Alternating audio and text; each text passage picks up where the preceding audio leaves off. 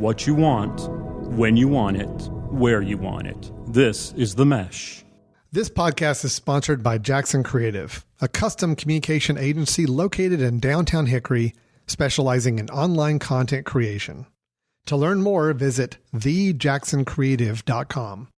Hello, everyone, and welcome to The Forecast, a golf podcast on the Mesh Podcast Network. We will make you think, make you laugh, and grow your golf IQ. We are your connection to the who's who in the game of golf. Our goal is to make you a better golfer and a better lover of the game. I'm your host, Alan Burton, and I want to thank all my listeners for coming on and joining us today. I have a fantastic guest, and I'm so honored that he took time out to spend a little time with us.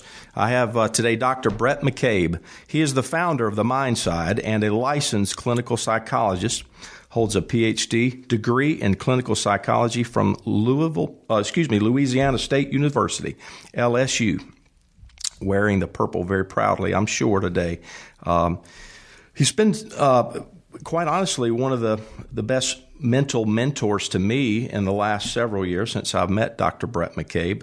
I think it's probably 10 or so years ago now. We met at a Aim Point conference at Cassique in Kiowa, South Carolina, I think it was, Doctor. And you were very early into the golf industry, I think, at that time, but you have really, really done some amazing things for our sport and continue to work with PGA and LPGA tour players as well as NFL, NBA, and MMA. So you're getting around at this stage in your career quite a bit, and we're very, very happy to have you with us, Doctor. Welcome. Hey, thanks for having me. And, the way I look at it is, performance is the competitive environment that we all work in. And whatever you do, whether you're in golf or you're a businessman or businesswoman who wants to play better golf or wants to do better in their game, the competitive skills of what it takes, there's not much differences between the sports or the environments. It's ultimately comes down to the way that we think and how we prepare and how we execute. Well, I totally agree, and winning is the goal, and no matter what you're trying to do, you're trying to be successful. I always think of John Wooden's sayings, if you fail to plan, you're planning to fail, and so often that's the case for those athletes out there, isn't it?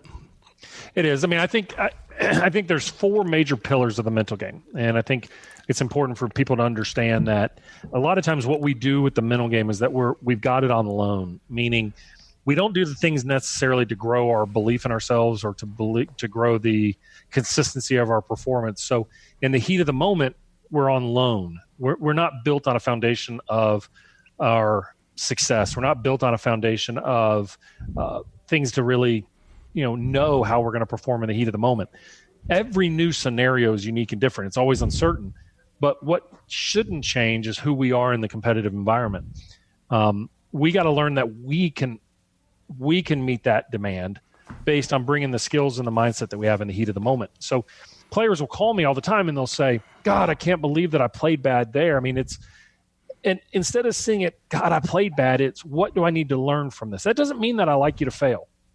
It doesn't mean that I want you to have this rosy picture. It's the fact that competitiveness takes everything out of who you are. It requires you to be fully invested. So if you understand the four pillars, which are a disciplined preparation plan. In other words, having a plan of what you need to do to execute in order to meet the uncertainty in front of you. You put a plan in place, you execute it. Most people get motivated to put a plan together. They work on it for a week, and then they abandon it because it's hard to be disciplined in your preparation. But the best athletes, the best teams I work with, the Alabama Crimson Tide football team or the other sports at Alabama I work with, the Florida State golf programs I work with, they put together game plans because they have coaches that establish what needs to be done. Chick-fil-A is not great because they just have a great logo and a great brand. They're great because they are prepared to be great every day. Disney World is great versus Six Flags because Six Flags is pretty good. Disney World is exceptional because every scenario that you're in with Disney demonstrates the preparation plan that they have in order to be great. The second pillar is that you got to have relentless execution. You got to know who you are, the personality you are. You got to know how to evaluate pressure in the heat of the moment. You've got to be willing to fight and put yourself in the heat of the moment in order to perform at your best. And that is a learning process, not a birthright process. You are not born to be great in the heat of the moment. You learn to be great in the heat of the moment.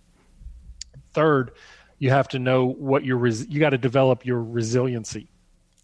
You got to develop what it takes to keep coming back in the heat of the moment. The Navy SEALs have a bell that they drive around in buds, and you have to ring the bell to leave. And the reason for that is when it gets hard, you have to make the conscious choice to ring the bell or to stay in it. And that's what life is. That's what a round of golf is. That's what competition is that it's a constant question of, are you going to stay in it, or are you going to quit on yourself or quit on the experience? And then the last pillar is developing you as a person. And that, a lot of us feel really good when we perform well because we feel this increased sense of value. And a lot of us feel bad when we play poorly because we lose that value of ourselves. And that's where we're failing on ourselves. Everything we do is an expression of who we are, and who we are as a person, as an individual, as a living, breathing organism. And every experience, every mentor, every person we put around our life is a chance to learn who we are at a better manner. We have to have that same personality when we're out there competing. And if we don't, then we're going to fail. So if you understand those 4 pillars of the mental game, regardless of what you're doing, you can be successful. But the fact is, most of us will fail on the very first one, on the preparation plan, because we won't hold ourselves accountable to what it takes to be great. And we'll go out there when we get into execution phase and leverage or hope that it holds true, and it simply can't. Totally understand. I work with golfers every day, and as you know, I deal with a wide variety of skill level players. I certainly have a few youngsters that are out there trying to play golf for a living that I work with, college players, high school golfers, recreational players at all levels. And I find it interesting that the majority of them, when they come to me for their first visit as a player, they're typically troubled. They're not playing well. The reason they've seeked out help and advice from a coach is that they're struggling in some capacity. And very few of them have a journal. They have nothing to indicate where they've been, what they've worked on, the things that they're trying to do. And it's just evidence that there's never been any awareness of that structure that they need. And they wonder where their confidence is coming from if they have nothing to base it on. So I've always encouraged my players to have a journal, to write things down, things that are successful, things that you do day to day. Just a simple way to track their progress and understand when they're getting results, what they're doing to get those results. Would you think that's a good idea? Yeah, we have. I have what's called the Elite Journal in my office, and I put it together years ago. I had a couple players I was working with when I first started doing this. And, as psychologists, we're really big into journaling and understanding who we are, and but I never really did it. I didn't hold people accountable to it, and I found that what happened was, without that anchor, what the mind does is it takes the moment and our emotional response to the moment, and that allows us to create our perspective. Well, that's flawed, because if I wake up this morning and I look outside and it's raining, and it's been raining for 2 days, and I'm carrying my bags down to go to the airport later today. I got a cup of coffee in my hand. I've got way too many things, and I spill coffee on my shirt. All right. Oh, man, now I'm ticked. And I'm already ticked because I'm running late, because I should have gotten up a little bit earlier, but it felt good to lay in bed. And then I'm rushing to get to work, and I'm already running late for my call. And now I get in and I drop some of my papers out in the rain. I'm going to look at my day as not being very good immediately, despite the fact that I probably contributed to that more than the actual circumstances did. And to make matters worse, now I'm going to continue to see my struggles, and I'm going to see the areas where, it's going to be a harder day because, if I got to run errands or I got to look at my flight may be delayed, my impression of the moment is going to be that it's not very good. But if I could take a snapshot of where I'm at and go, wait a minute here, it's raining. So what? Just got to make sure I have an umbrella, and I got to take 2 extra trips to the car instead of trying to do everything at one time.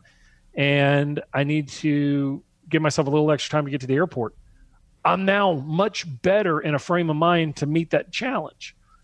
Well, we unfortunately don't have that rational mindset, particularly in competitive environments, because we assign so much value to outcomes to our psyche.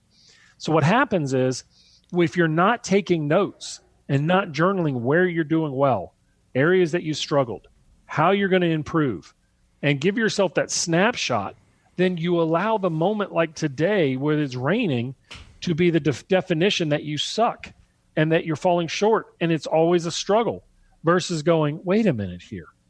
Man, it's going to be gorgeous the next 4 days. And it was pretty this past weekend. It's just raining today. Okay? Sure. Well, a PGA Tour player wins 80% of their money in 5 events a year.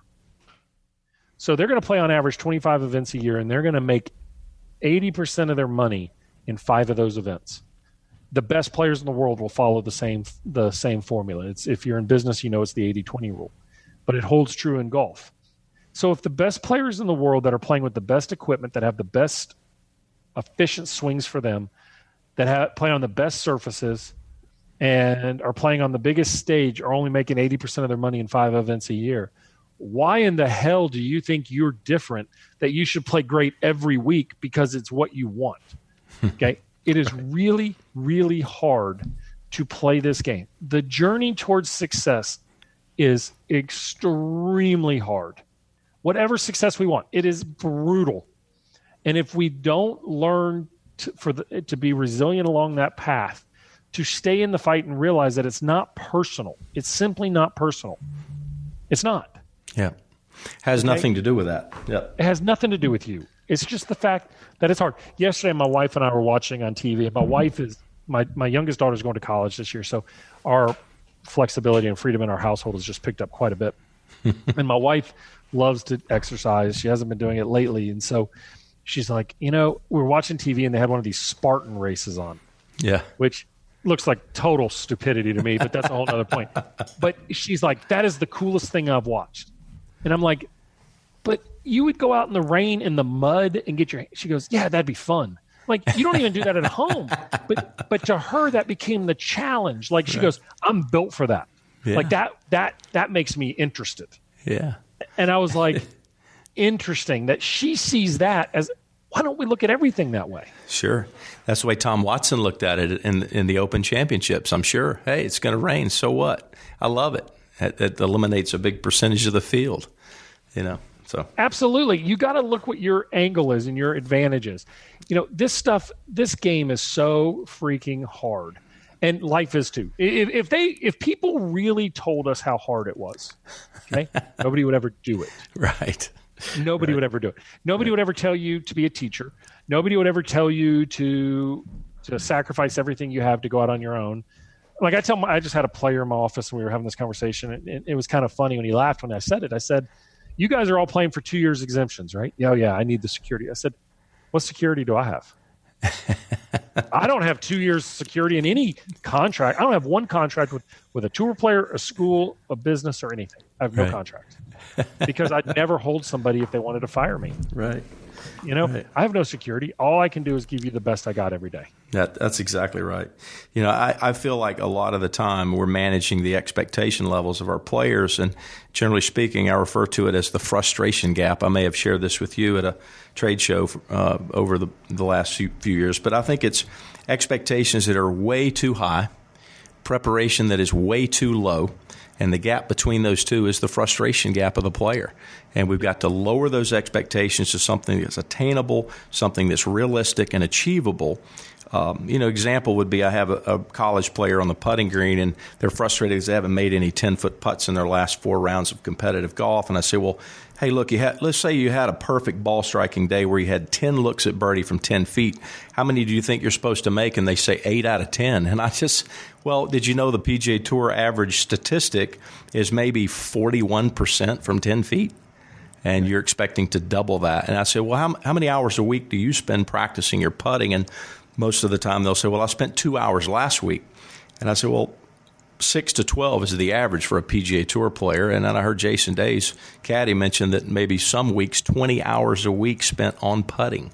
So, the expectations are just too high. And it's also, and look, even my tour players struggle with this. And this doesn't mean that they're bad or wrong or anything like that, is that if you want to be the best at what you want to do, you got to do the things that you got to do the uncommon things that common people don't do. Correct. Okay. If I want to be the best at business, everyone knocks on Nick Saban for being hard to coach for. He doesn't care. Right. He doesn't care. Our generation today wants security and safety everywhere.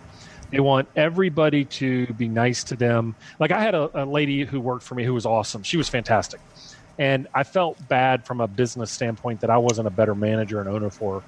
But really what happened was, too, she came to me and said, look, I got a better opportunity to do something more in line with what I love to do.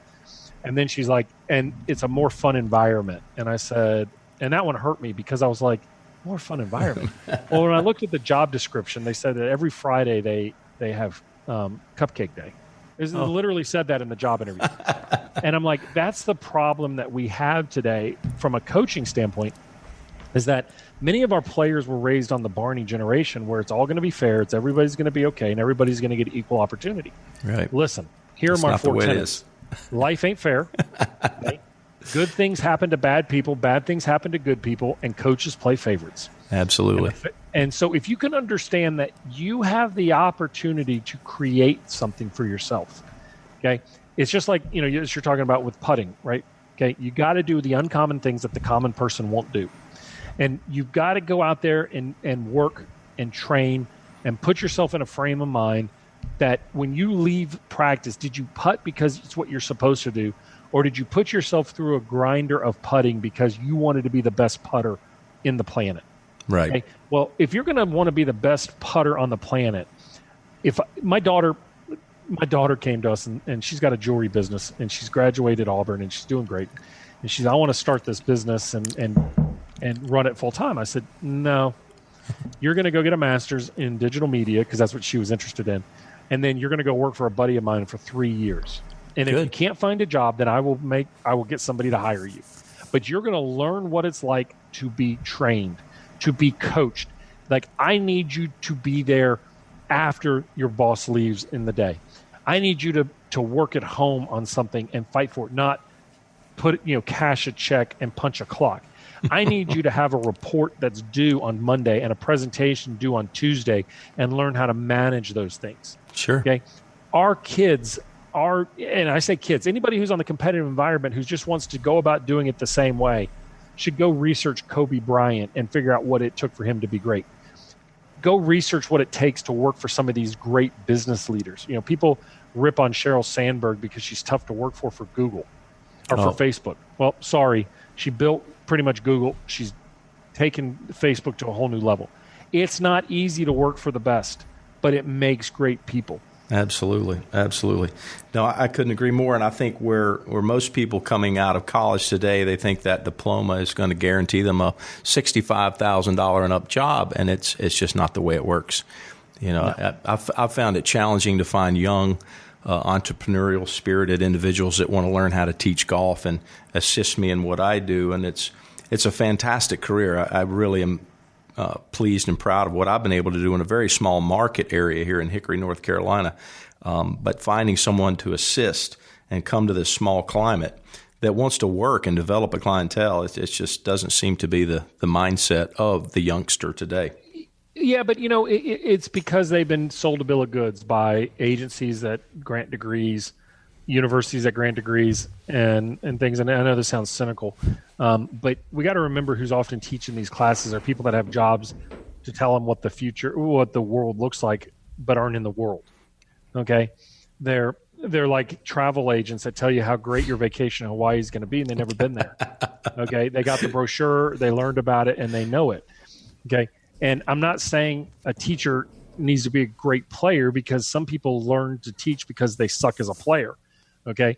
But if you want to be a great teacher and you want to learn what it takes to be a coach, then you need to invest your time, sometimes free, and work hours upon hours of screwing people up with the right intention, okay? Doesn't mean that you want to screw them up, but it just means that it may happen, sure. Okay? And you also have to look at it and go, what did I get better? When so-and-so fired me, what did I do to get better because of that? They gave me a blessing that they fired me as a coach. Okay. What do I need to do? Like, players coaches don't go watch other coaches teach enough. They rather critique what their comments are on social media, why they have no social media game. Correct. Okay. You got to be willing to put your ass on the line in competition and teaching and business. And if you're not, then punch a clock. And that's fine. It's okay to be a clock puncher. Okay. Then don't bitch that you don't have what you don't want. You know, you want to be on the PGA Tour if you're a mini tour player. Well, then go get on a tour. Don't live at home every day and go play a mini tour event against the same 15 guys and think that that's going to get you ready for the U.S. Open. Exactly. It doesn't work. Exactly. Yeah, I think where a lot of players come from that mindset, they get out there and they find out that, look, I have a young player that I coach. He shot 65 in 3 consecutive Monday qualifiers. He got in one event. 2 of them were web events. One of them was a PGA Tour event, and the 65 got him into the PGA Tour event. It did not get him into the web event. So, I mean, he's shooting 65 and not getting it done. I mean, what do you tell a young player who's shooting those kind of scores on Monday and it's not getting him where he wants to go? You know, what do you tell that player? The same thing I tell the people who have a tremendous product that sit in the lobby of a business and are selling their product to the business, and the business chooses their competitor. It's nothing personal. It's just the fact that, you are giving it everything you got, and sometimes it's good enough and sometimes it's not. But you have to learn what you can do to be better. And sometimes it's the fact that what it takes to get better is to take a 65, pack up my car, and go to the next one believing that I'm putting myself in position. There's no guarantee that you put yourself in position it's going to work. Okay? Correct. You know, this game and life itself is about the endurance, not the arrival. And when we watch the PGA Tour, we use guys like Justin Thomas, Jordan Spieth, Xander Schauffele, John Rahm as the standard. We don't use guys like Joel Damon as the standard. Correct. We don't use guys like Scott Stallings as the standard. We don't use guys like Patton Kizzire, who spent 6 years on the mini tours, as the standard. Correct. They are the standard. The other guys are fast arrivers. They've got to learn. They've got a different challenge. They got to learn how to stay there. Exactly. And continue to be great. Yeah, Jordan Spieth's obviously learning some of the challenges in staying there, staying great from his season in 2015 to now. You know, what do you think happens in a player's world that gets them a little bit off track? Yeah. Well, things change. I mean, expectations change. Guys, the motivation to get you there is to get you working is never the motivation that keeps you there. Okay. I sent a player an example a couple of months ago, and I said, he's a big outdoorsman and loves to be on the water. And I said, it's like when you get in that boat and you get out of the no wake zone and you hit the throttle, and the butt of the ass of the boat drops deep in the water and starts turning up all the under stuff. And it's creating a big grind, and it's moving the engines open, and the throttle's firing, and it's the nose is pointed up, and it's grinding. And then over the next X amount of time, yards, whatever, it starts to get up on plane. You raise the trim, and now it doesn't require as much effort to push. It's now skimming across the top, and it's cutting. And if I killed the engine, that boat's still going to cruise for a while. Okay? And I'm still going to believe I'm doing great things because of the work I did when I was leaving the marina. But eventually, I'm going to lose momentum. And if I just hit the accelerator again, if I hit the throttle again with the trim up, it's just going to spin a lot of water up on top. And I'm going to put a lot of effort and not get a lot of return. Okay? Not many people want to drop their ass back in the water and get after it. Right. That's what you got to do when it's hard. Right. No, I totally get that. That's a great analogy. So many. I give an example of a young player I coach who fell in love with the fitness element. He got into the gym, spent a lot of time there, and he saw immediate results. His efforts in the gym put the immediate results in front of the mirror. His golf kind of went the other way, and he, I guess, got frustrated with the process of working on his golf because he wasn't seeing that immediate result from that work. That's so difficult to do in the sport, isn't it, Doctor? Well, ask him this. This is what I tell players about the mental game is, is the mental game is like doing deadlifts in the gym. Right? I don't know when a deadlift is going to show up on a golf course. Okay? I don't know. I don't know when you're going to ever have a moment where you have to lift your bag off the ground with slightly bent knees with perfect form. Right? Yeah. But I do know that you do that to secure the foundation. And you do deadlifts so that there's a day where you've got a little bit of a side hill lie and your body's a little fatigued. And when you get your posture over the ball, it's going to be really critical for you to execute this golf shot to maintain your posture. And because of those deadlifts, your posture was able to be maintained. And you hit this shot and it comes out in your window and it goes up on the green. Nobody really knows how difficult that shot was. And you may not even know in the moment because you maintain your posture. But your mind never goes, God, thank God I did those deadlifts back in January. Right. But what you do is you go, man, I pulled off a great shot. Those are the contributions and the investments that we have to make in ourselves so that when we need to take the withdrawal and pull off of what we need, we have what it takes to be successful. Anything short of that, okay, we're leveraging on hope.